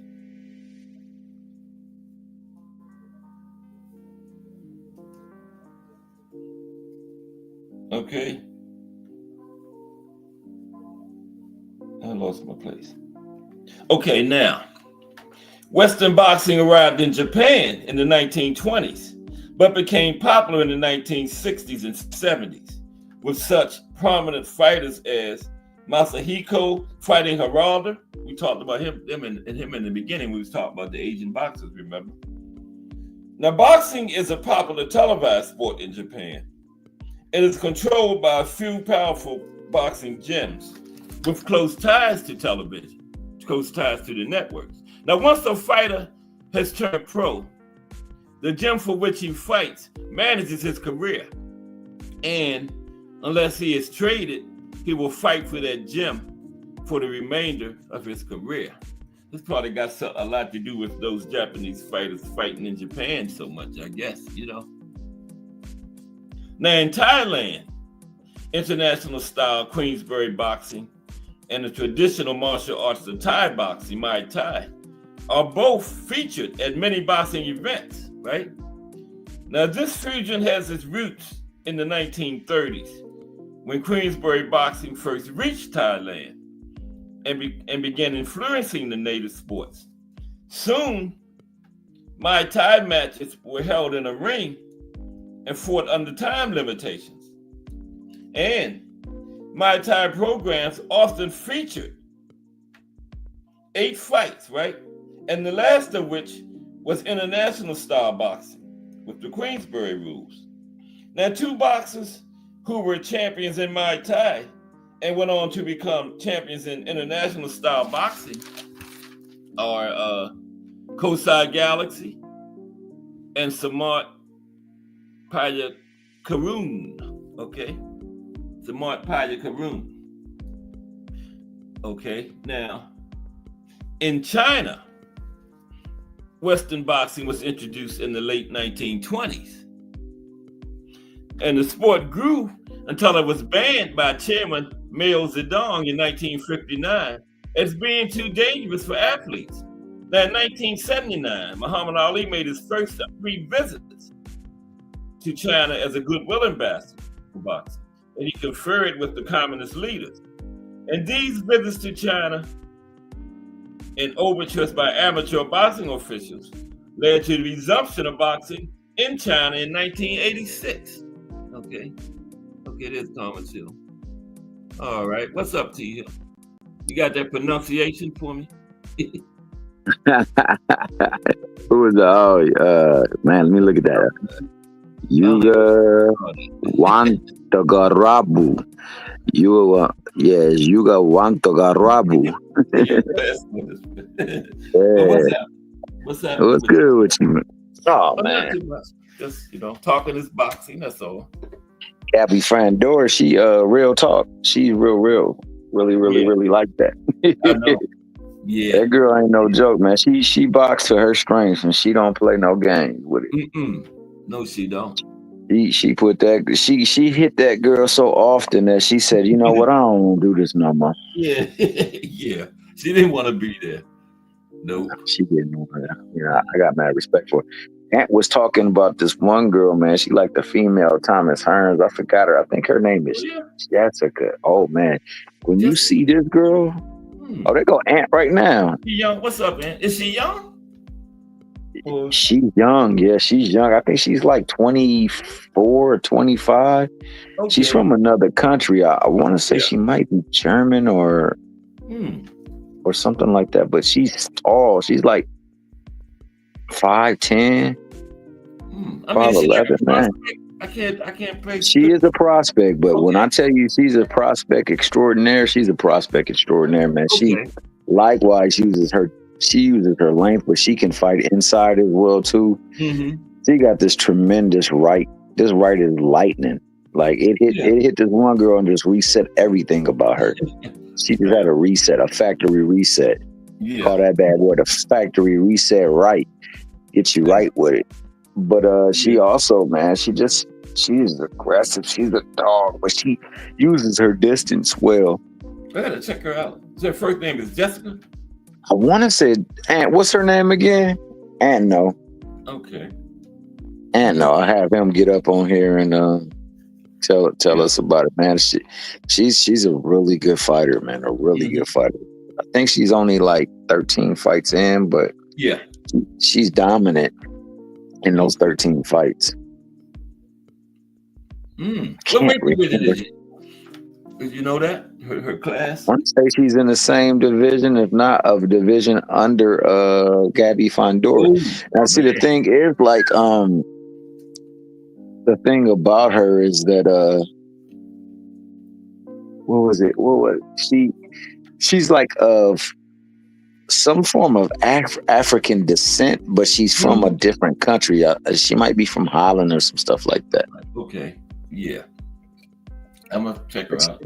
Wow. Yeah, I'm gonna get it from Ant, and I'm gonna pass it to you if he don't come up on this. It might be some competition with Gabby down the line, Yeah, man, she's priming herself. Yeah. She's priming herself, but Gabby is tough, man. I gotta give Gabby her and it looks like she can put on weight too and still be dominant. So she got all the belts. Yeah, she definitely got all the belts, and she didn't defend it. So, like, I think she gives her like 2 more defenses, and she'll probably move up. Yeah. I can't see her being there a long time, Yeah. That one, but she looks good there. She looked good there Saturday, so She did. Your boy Ben Whitaker, he was involved in a stoppage that I didn't feel was appropriate, but I mean, he definitely was throwing punches without having any kind of resistance come backwards. So Yeah, I missed this fight. Yeah, Ben wasn't a good look for the other guy, Carpenter. Okay. Yeah. What we got this weekend, T Hill, coming up? Saturday. Well. No, next week is Ryan, and that card is next weekend, May 2nd, right? This weekend coming up, let's see. Yeah, see if I can. The next big one is this next weekend, though. Ryan and Rolly, and Devin and Jose Ramirez. What you got on that card? Ryan and Rolly. I got Ryan, I guess. Devin and Ramirez will be I'm gonna be honest with you. The way my man got Ryan looking, Ryan's looking deadly right now. Yeah. Ryan is in shape. He's paying attention to like Derek man. James. Derek James is a hell of a. I mean, people, and this is the over sensationalization of fandom. People saw what happened to Earl Spence and thought that he wasn't a good trainer. Now, let me say that in that fight, Earl Spence coming into the ring didn't look like he was very, very, very astute. But Bud Crawford doing what he did was a testament to Bud, not a testament against your boy DJ. DJ was giving him fine instruction in the corner. I thought he did so with Charlo versus Canelo. It's just that they weren't able to carry it out. It wasn't like he was telling them wrong. I can't get over that how people can just turn on one fight. This man had Earl as a 3-belt unified champion, remember? Now all of a sudden he's not good for him. That is just crazy, man. So one belt from undisputed. That's where he got it to. Now all of a sudden, crazy. Yeah, exactly, Cass. And then you take somebody that's a pretty dang good canvas. Like he's got speed, he's got power. Yeah. He's pretty quick. He's getting better with his footwork. He's getting better with setting up punches, man. He's got a lot to work with this kid, man. So, you know, he can get Ryan right. I don't and see... got Frank Martin too, T. He just suffered first lost the Tank, remember? Yeah. So the man got some good fighters. So I don't know. Yeah, he does. Jump all over him like that just because early. Yeah, well, you know, it is. It's just it's the time and space that we're in. You're living in a time where somebody could take a phone, take a video, and they can become famous overnight. So if they can become famous overnight like that, then you know they can change on you overnight like that. Exactly. That's the space and time we're in where people do stuff like that. To me, nothing wrong with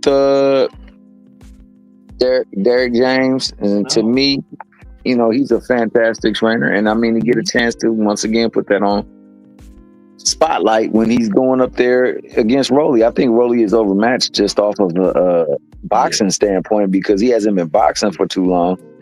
I know that he has a puncher's chance, and if he can land a solid punch, you know, it could change the complexion of the fight. That being the case, you got somebody who's got skill set and got power, so you know it's going to be a tough battle for him.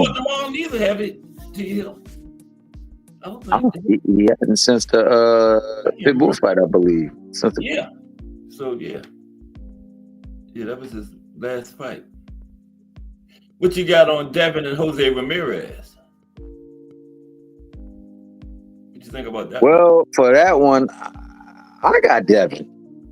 Okay. I got Devin. I think this weight cut that he's been dealing with, it's probably been stripping him a lot of, depleting him of a lot of his energy and a lot of his strength. So we're gonna see how he really looks in a weight that's closer to where he should be.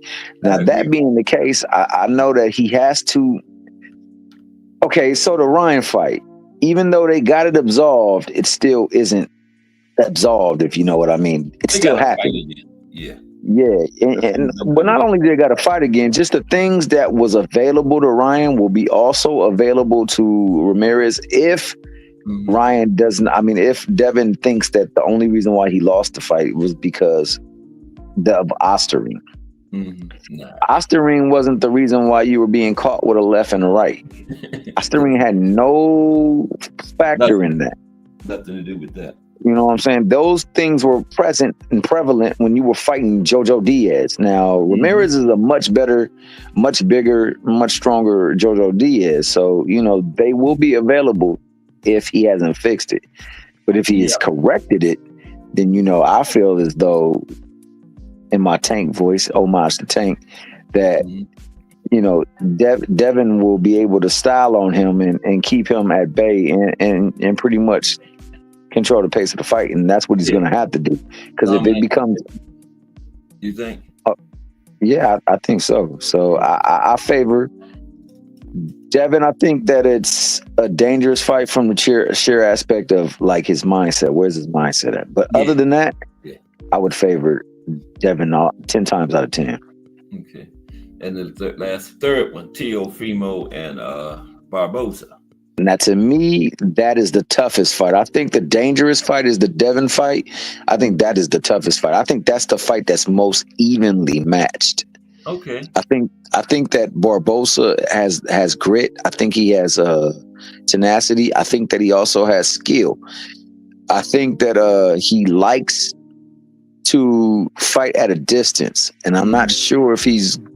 I think that if he doesn't try to pursue Tio, he makes it very difficult for Tio.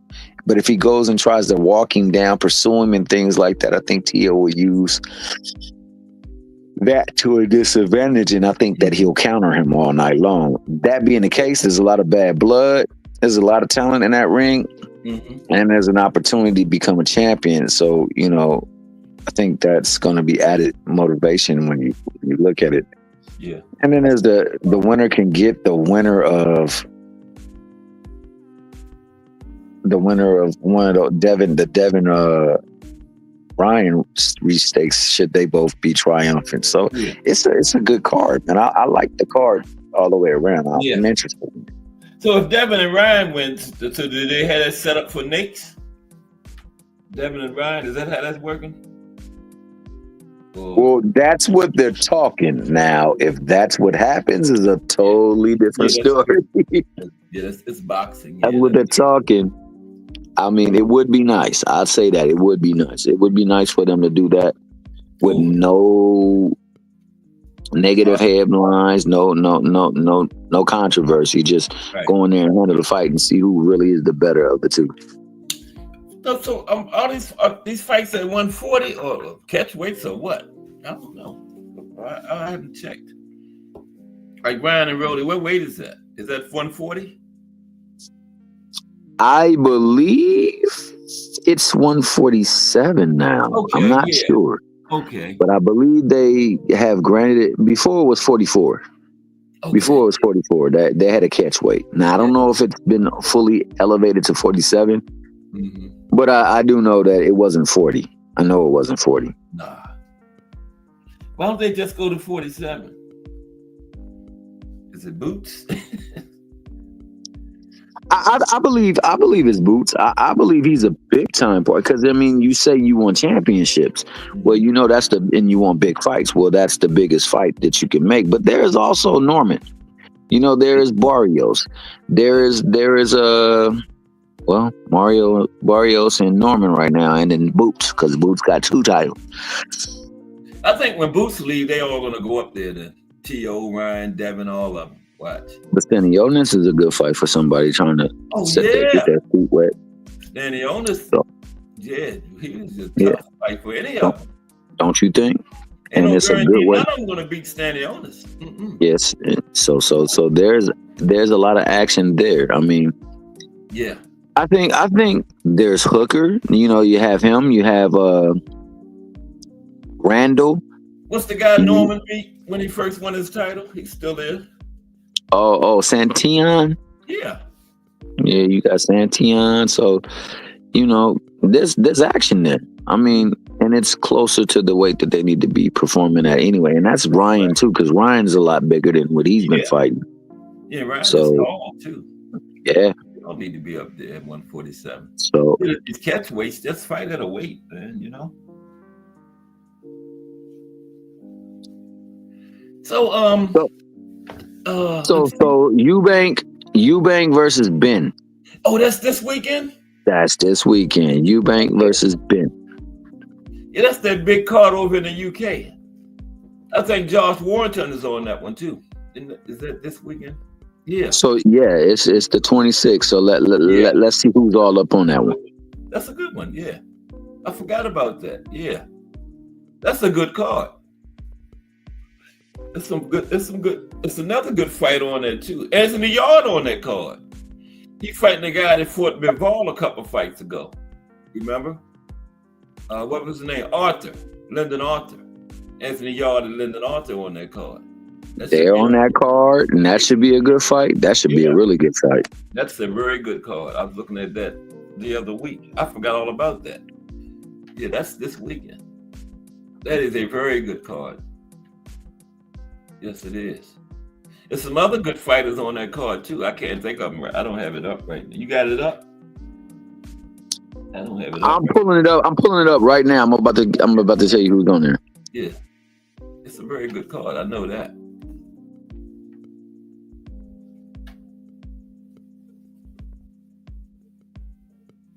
So there's Smith and McKenna. Mm-hmm. Then Smith and Glanton. Mm-hmm. Riley and Clark. Is that the one with Anthony Yard on it? No? Yeah, Yard is on there too. So let me tell you once again who's on it. Yeah, I thought so. That could be a good fight. So Yard versus Arthur. Co-main. Mm-hmm. Then Smith versus McKenna. Yeah. Then the other Smith versus Glanton. Mm-hmm. You know, dirty Josh Warrington on there. Hit me behind the head. And Then Riley versus Clark. Okay. Who is Josh Warrington fighting? I thought he had retired. Is he on there? I thought I saw Josh Warrington's name.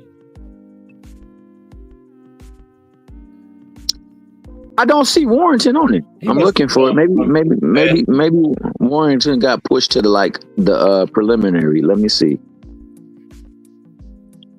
He might have been on one this past weekend then. Because I think they had one from the UK this past weekend. They had like 4 or 5 cards this past weekend. I might have saw Warrington on one of those. Because there was a card from the UK this weekend too. He might have been on that one. Yeah. Yeah. I know Ashton Seal fights this weekend. Oh yeah. Ashton Seal, H2O is back in the ring. That card is Saturday, right? Because they've been having some Friday ones lately too. You know, some Friday cards. Yeah. That card is Saturday. Okay. There's a Sunday card as well too. Yeah, I think Josh Warrington was this past, because they did have a card from the UK this past weekend. I think I might have got mixed up if he was on that one. Yeah, probably. But they got Lozano versus Stevens, and that's on the Friday. Yeah, they've been having a few cards the last few Fridays. Yeah, that's good, because it was one last week, last Friday. Yeah, Mike Mather said Warrington was on the one he won last Saturday. I mean, this past weekend. Yeah, I had got my weekends mixed up. Yeah, he was on that one, T Hill. But they got fights. They got fights Friday, Saturday, and Sunday this week. Wow. And you know, with the Grand Prix, there's fights on every day. They fighting every. Oh yeah. And there's been some good fights too. There's been some really good fights in the Grand Prix. So, I ain't mad at Turkey for that. What you think about the situation with Shakur though? Shakur now. Shakur, I think Shakur has decided to part ways with Eddie Hearn. What? When did this happen? I didn't hear that. I don't know if it's official, but it's like out there. He only had, how many fights have he had with him? Like one? I think he had 2. I think there was a. He just got. So who is he going to go to now? I think he is partnered up with DeBella. Damn. I think Eddie would have been better for it, man. You think so? I think what's best for him. Mm-hmm. Is whatever can get him in the ring, man, and get him in the ring safely. I don't know if it's good for him to be fighting such talent when he's got to take care of his hands. I think so. You just want to get activity with something and get compensated correctly. If he was given a price, that was a good one for him. What was the guy just fought on Riyadh? Yeah, that wasn't bad. Yeah. Oh, that was a good look up. I mean, the other fight that would have been was Cordina, and people are out there talking bad about it. But then he was given a price and they went back on the price, to which he came out and spoke against, and then later corrected. But he has a point. Like, yo, you can't tell me this is what the price is, and then all of a sudden you make moves, and now that's not the price. Don't work that way. Talking about leaving Eddie though. I hadn't even heard that. Like I said, I don't know if it's official or if it's just in the making, but whatever it is, it's got some traction to it. Yeah. And that's saying that he possibly could leave, if not has already left. Yeah, it's the first that time. Being the case, man, you know, it's bad because we're in a time and age where people do a lot of talking more so than they do a lot of walking in that ring. And lately with him, it's been a whole lot of talk. And then I know that's why I hadn't heard it, because Shakur just been in so much stuff lately, man. And I see his name, I just brush right past it when I see it in the news. Well, you know what? I do that for all of them now, man, because all of them are fake news. Yeah. Like for instance, he's ducking. I don't know Keyshawn. I mean, I don't know Shakur to be a duck. Nah, I don't think. I don't think he's ducking. Has people ducked him? I believe there have been a couple of fighters who did not want to fight him because they don't feel like it's going to be a good look for their career. Right. I can't be mad about that because that's what's been happening all throughout time. So, you know, I'm not mad at that, but it does have an impact on him in a negative way because he comes out and he talks. And, you know, a lot of time he voices his pleasure. And to some people, it sounds like he's whining, complaining, crying or whatever. Yeah, that's true. But it's frustrating.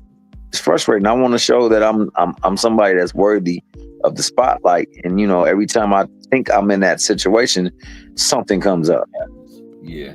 So, you know, ultimately what I do hope is that it lends itself to making that Tank fight.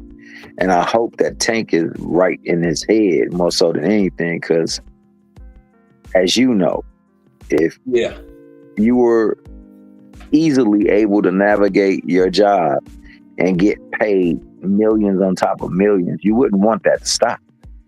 No. That's just not normal. So something beyond the scenes is happening. And it's affecting him and the way he's been able to make his decisions and move forward. But I still want to see that fight. I want to see him at his best. I want to see Keyshawn at his best. I want to see Shakur at his best. I want to see Devin at his best, Ryan at his best, T.O. at his best. All these fights to occur at their best. But, you know, we just got to make sure we press for that instead of pressing against the fighters. Like, we're too busy talking bad about fighters that we don't know personally, that they don't have anything to do with us, and we're condemning them or casting them down. And I'm just tired. They go through things just like everybody else do. Everybody have bad days, man. So they're human beings just like us. So why can't they have bad days too, you know? So they're no different from us. The only thing is they're just more known than we are. Celebrities. Right. So you're right about that. It's like not that allowed. Bad moments get played out in the press where we have a bad moment of the day. Nobody never hear about it, but you know, they say something or have a bad day. It's all in the news on the internet, you know.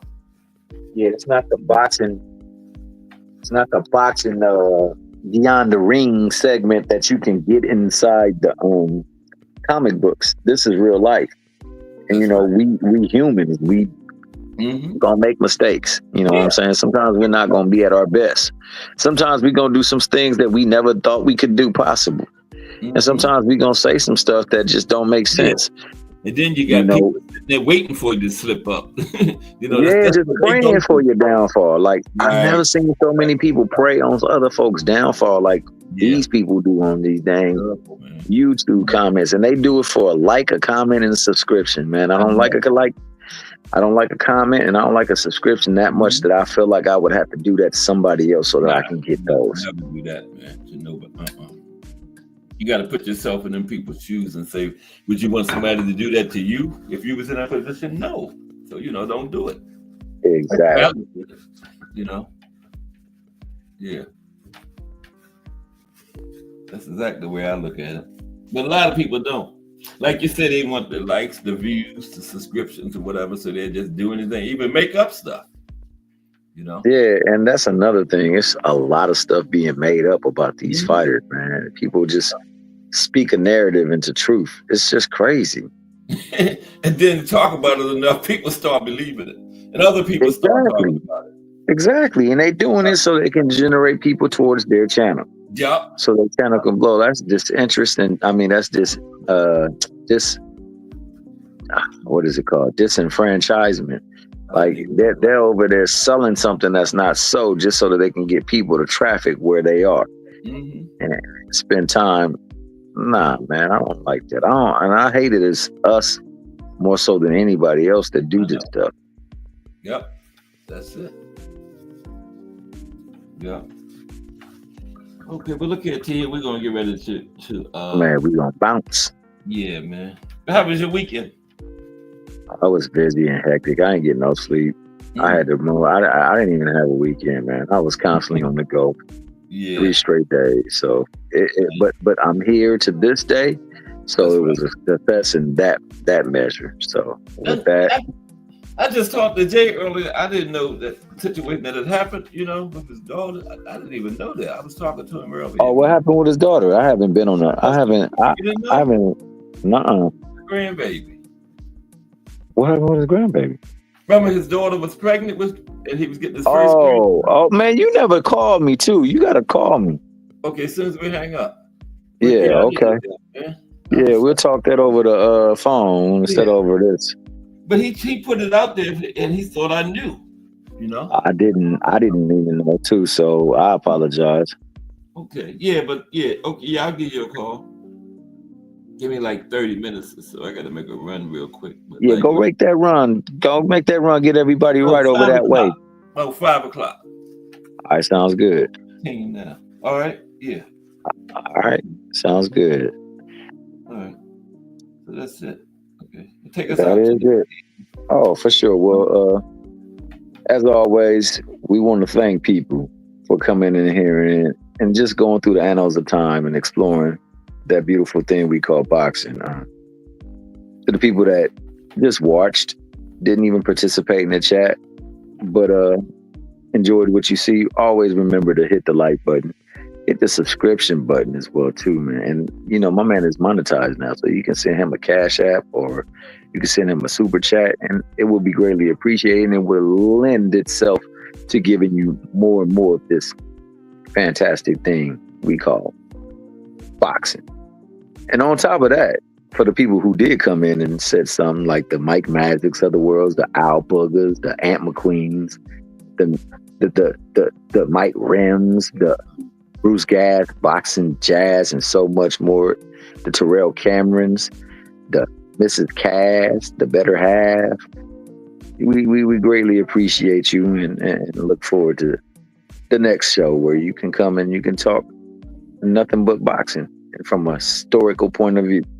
If you like what you hear here, then there's a brother by the name of Just Do Boxing that he does a very good job of giving boxing his just due. Why don't you mosey on over to him? That is JUSDUE Boxing, and he talks boxing like nobody's business, and he do it for hours on end. And this brother right here, though, he is Cass Sports, the Boxtorian. Now you go to the library, there's a librarian. You go to history, there's historians. When you talk about boxing and you want to know all about it, you can only go to one source, and that's Cass Sports, the Boxtorian. You guys have a wonderful day. You'll be back at your way 2 o'clock in the afternoon or Eastern Standard Time. If you're on the West Coast, that would be actually 11 o'clock our time. But govern yourselves accordingly and find yourselves a seat, get you the popcorn, and enjoy the show. This is Cass Sports, the Boxtorian, and he's out.